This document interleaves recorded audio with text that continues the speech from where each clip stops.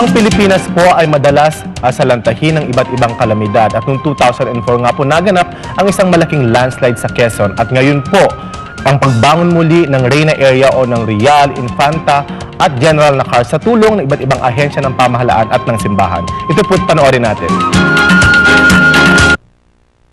Taong 2004, taong di makakalimutan ng marami sa ating mga kababayan sa lalawigan ng Quezon.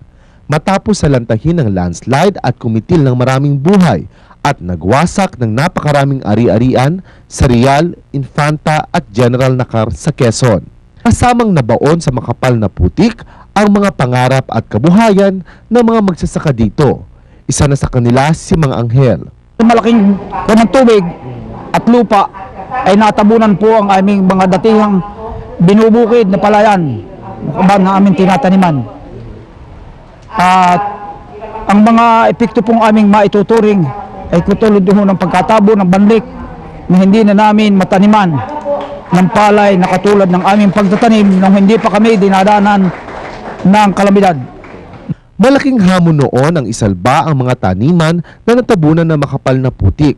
Dahil dito, tinulungan sila ng Philippine Council for Agriculture, Forestry, and Natural Resources Research and Development o PICARD, DOST, UP Los Baños at ng Social Action Center ng simbahan upang magkaroon ng pag-aaral hinggil sa rehabilitasyon ng mga calamity-stricken areas sa Quezon. First time nilang nakita talaga na ang daming banlik. Ang ibig sabihin ng banlik is that those are the topsoils. Supposedly, ang pag-alam natin is that these are fertile soil na galing sa mountain. Pero sa katotohanan, ito yung mga buhangin at kasama nga rito yung napakaraming seeds ng weeds. So maraming problema. And then, ang dami nilang problema alam mo sa drainage. Ang banlik, kalimitan nga, sabi ko, after 1 or 2 weeks na hindi umulan, talagang tuyo agad yung, patay agad yung halaman nila. Mas naging maganda pa ngayon ang takbo ng buhay sapagkat nakita nila yung nangyari sa kanila noong mga noon, nakaraan. At ito'y kanila na ngayon pinaghahandaan.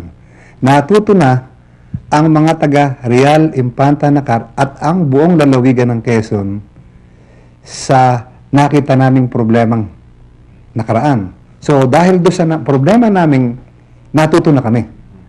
Itinuro sa kanila ang alternative cropping at ilang mga teknolohiyang pang-agrikulturang babagay sa uri ng lupa sa Quezon na sinalanta ng landslide. Dahil dito, unti-unti na rin gumaganda ang kanilang ani ng bawat pananim.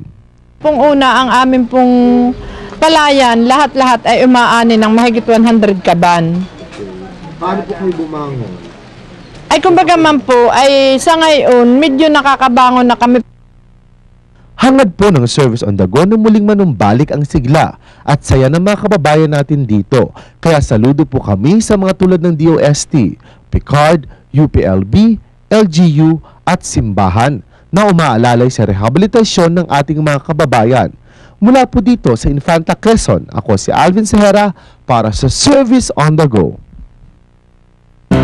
Tunay pong kahanga-hanga ang mga gawain ng PICARD, ano? At Alvin, sana ma-realize ang ating mga kababayan na merong mga ahensyang tahimik lamang na gumagawa ng kanilang mga tungkulin. Subalit indispensable po sila para sa tagumpay ng lahat ng proyekto ng pamahalaan. Alam mo partner, tuloy-tuloy ang kanilang panawagan sa ating mga kababayan doon sa mga nakakaangat sa buhay kasi ongoing pa rin yung rehabilitation. So kung meron po tayong maitutulong sa kanila, pwede po natin yung ibigay.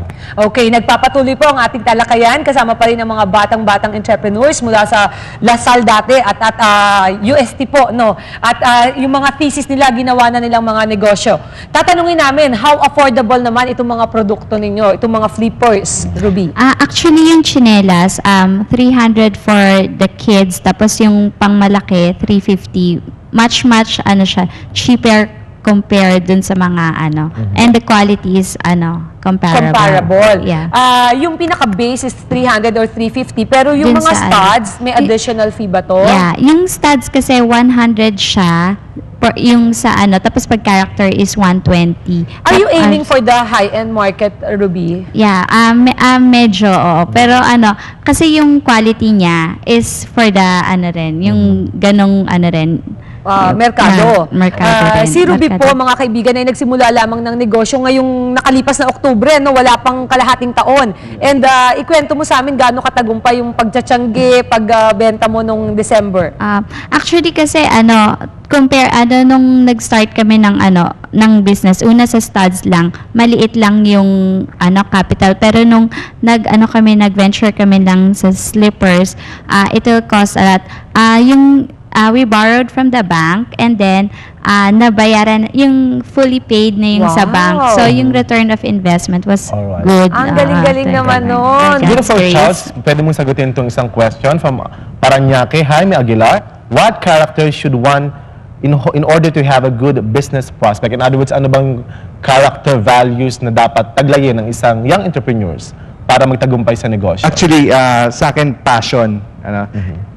Kung sa isang bagay wala kang passion, definitely hindi rin tatagumpay yung product mo. Pero kung may passion ka sa ginagawa mo at saka sa business mo, definite yun sa tingin ko. Yun yung one major characteristic.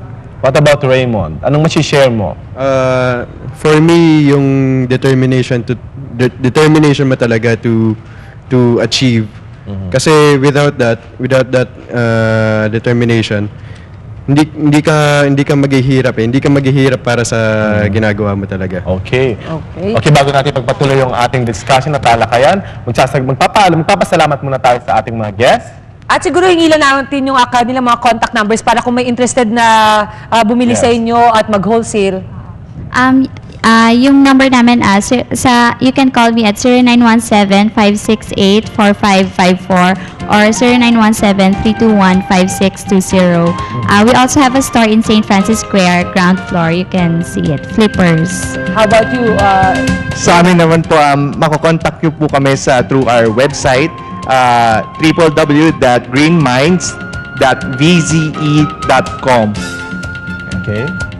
Or you can contact us through my cell phone, 0922-810-5803. Okay.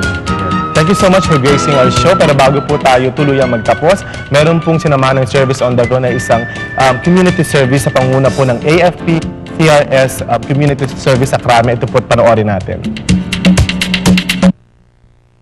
Sa kabila ng panibagong banta ng destabilisasyon sa Kamaynilaan, di pinatinag ng AFP-CRS Community Service ng pagtulong sa mga nangangailangan ng mga kabataan. Halos 200 mga bata mula sa iba't ibang lugar ng Metro Manila ang tumanggap ng mga regalo sa isinagawang gift-giving na pinangasiwaan ni Ms. Tina Shotwell Clemente, ang head ng Community Service ng AFP-CRS. Ayon mismo sa pinuno ng AFP-CRS, marami silang nakahandang mga proyekto nitong taon sa iba't ibang lugar sa bansa. Nananawagan po ako sa ating mga kababayan na yung ating mga kasamdaluhan po sa inyong mga lugar ay nandyan po para maglingkod sa inyo. Sila po ay sumusuporta sa mga programa ng lahat ng local government units. Isa sa mga namigay ng mga regalo sa mga bata ay ang 21 years old na si Angel Chua. May kapangsanan, ngunit punong-puno ng pag-asa sa buhay, kaya't naisipan ng mga magulang nitong magkalap ng maraming pamimigay sa mga kapuspalad. Bago po ang lahat, nais ko lamang magpasalamat sa SM Department Store para po sa aking mga kasuotan dito sa programa. At si Alvin, meron ding litanya ng pasasalamatan. Yes, partner. Dun sa nagdaang taon at ngayon din 2008, marami po tayong mga partners, mga nakatulong sa ating sa show, sa ating pagbibigay ng serbisyo publiko at pinasasalamatan natin ang ating mga regular partners sa show, ang Ping Ping's Lechon, ang celebration cakes ni Miss Irma Yu, RFM at of course Marinela. Okay, sana mga kaibigan nagustuhan po ninyo ang aming talakayan sa gabing ito at sana rin po ma-excite at ma-inspire kayo ng mga kabataang inyong natunghayan dito sa Service on the Go ngayong gabi. At kayo rin po ay magsimula ng inyong negosyo na mayroong innovation kaagad. Marami namang mga ideya ang nandiyan sa paligid, kailangan lamang pong dagdagan at improve ng kahit kaunti. At tsak na tsak, mapapansin kayo ng ating mga mamimili. Sana po samahan nyo kaming uli ni Alvin dito pa rin po sa programa kung saan paglilingkod bayan pa rin ang parating una. Service on the Go!